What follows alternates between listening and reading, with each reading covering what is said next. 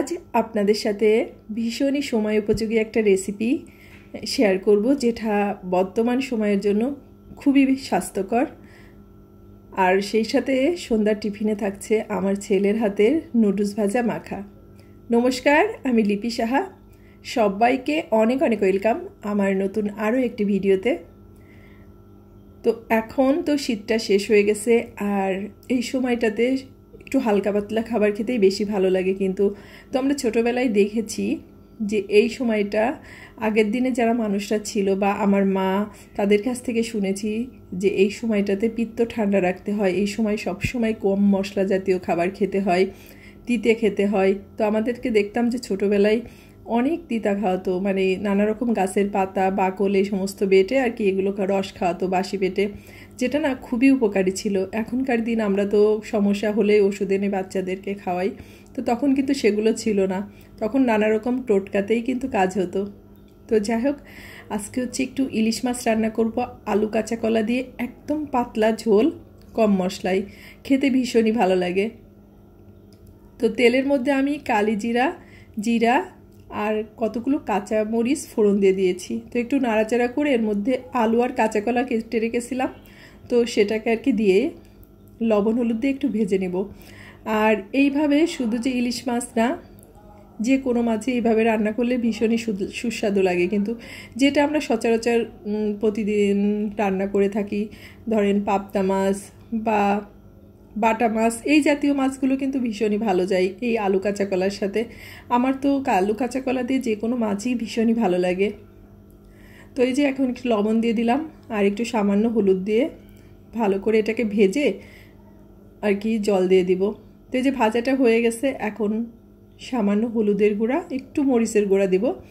এই মরিচের গুঁড়াটুকুই কিন্তু খুব একটা ঝাল হবে না, একটু কালারের জন্য দিলাম। তো কালারটা না হলেও ঝোলটা খেতে আবার ভালো লাগে না। তো অনেকগুলোই কাঁচামরিচ দিয়েছি, তো এই জন্য ঝালের জন্য দিইনি। তাই যে ঝোলটা দেওয়ার পরে অনেকক্ষণ জাল হয়ে গেছে, এখন মাছটাকে দিয়ে দিলাম। দেখতে পাচ্ছেন কোনো মশলাই সেইভাবে দেওয়া হয়নি কিন্তু, আর এটা খুবই হালকা পাতলা হয়, যেটা ভীষণই ভালো লাগে। আর এই যে শেষে একটু ভাজা জিরের গুঁড়া দিয়ে দিলাম, এটাই এই ঝোলটাকে অনেক সুস্বাদু করে আর খেতেও অনেক মজা লাগে। তো এই ধরনের রান্নাগুলো আমার সবসময় আমি বাসায় করে থাকি। আর ছেলে যেহেতু ইলিশ মাছ খাবে না, ওর একটু অ্যালার্জির প্রবলেম আছে, তো ওর জন্য একটু চিতল মাছ রান্না করতেছি।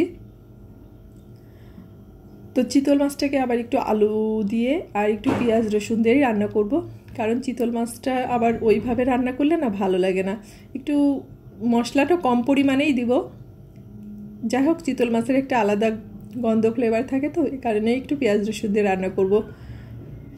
তো মাছটাকে অনেক আগেই একটু লবণ, মরিচের গুঁড়া আর একটু তেল দিয়ে মেখে রেখেছিলাম, তারপরে ভাজার আগে একটু হলুদ দিয়ে আর কি ভেজে নিলাম।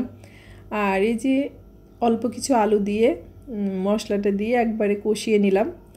আর এখন তো কষানো হয়ে গেছে, যেহেতু তেলটা ছেড়ে দিয়েছে, এখন পরিমাণ মতো একটু ঝোল দিয়ে দিব, দিয়ে তারপর ঝোলটা ফুটে উঠলে আর কি মাছটা রান্না করে নিব। তো স্বপ্নিলকে আগে ইলিশ মাছটা দিতাম, কিন্তু ইলিশ মাছটা খাওয়ার পরে ওর নানা রকম র্যাশ বেরোয়, গা হাত পা চুলকায়, তো সে কারণেই মানে এখন বাদ দিয়ে দিয়েছি ওকে ইলিশ মাছটা দেয়া।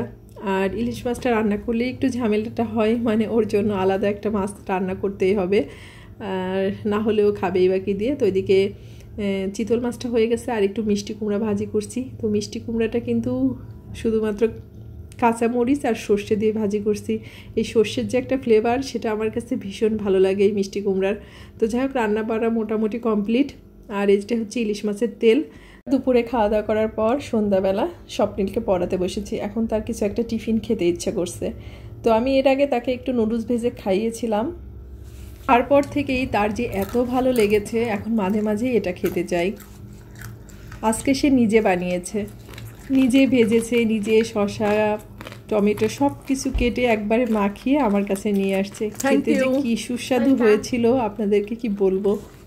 আমি তো ভেবেই নিয়েছি একদিন আপনাদের সাথে এই রেসিপিটা শেয়ার করব, আর আমি আমার ছেলেকে বলেছি তুমি এটা বানাবে। সবাইকে অনেক অনেক ধন্যবাদ ভিডিওটার সাথে থাকার জন্য।